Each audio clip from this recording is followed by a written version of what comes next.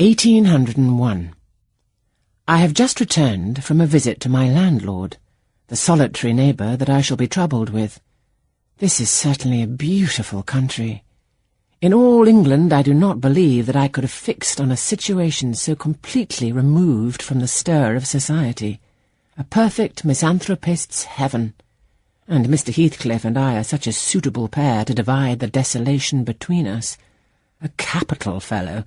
He little imagined how my heart warmed towards him when I beheld his black eyes withdraw so suspiciously under their brows as I rode up, and when his fingers sheltered themselves with a jealous resolution still further in his waistcoat as I announced my name.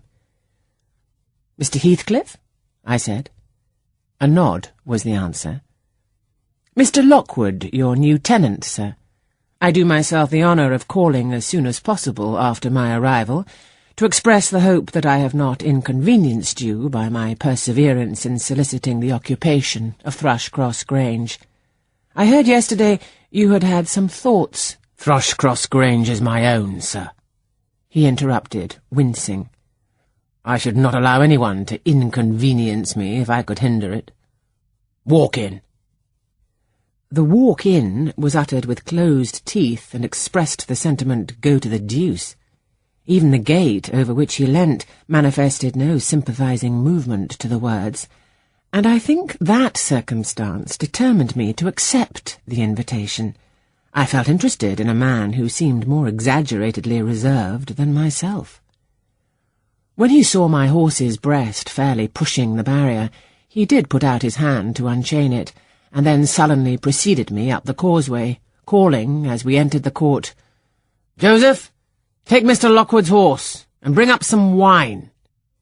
Here we have the whole establishment of domestics, I suppose, was the reflection suggested by this compound order. No wonder the grass grows up between the flags, and cattle are the only hedge-cutters.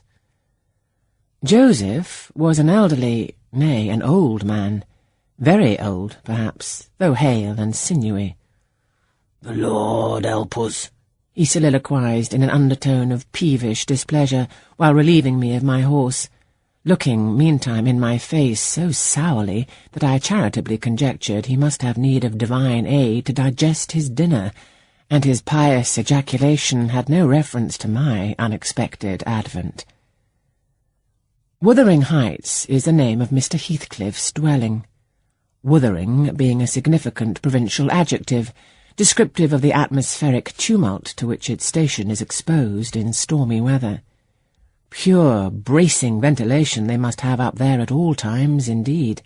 One may guess the power of the north wind blowing over the edge by the excessive slant of a few stunted firs at the end of the house, and by a range of gaunt thorns all stretching their limbs one way, as if craving alms of the sun.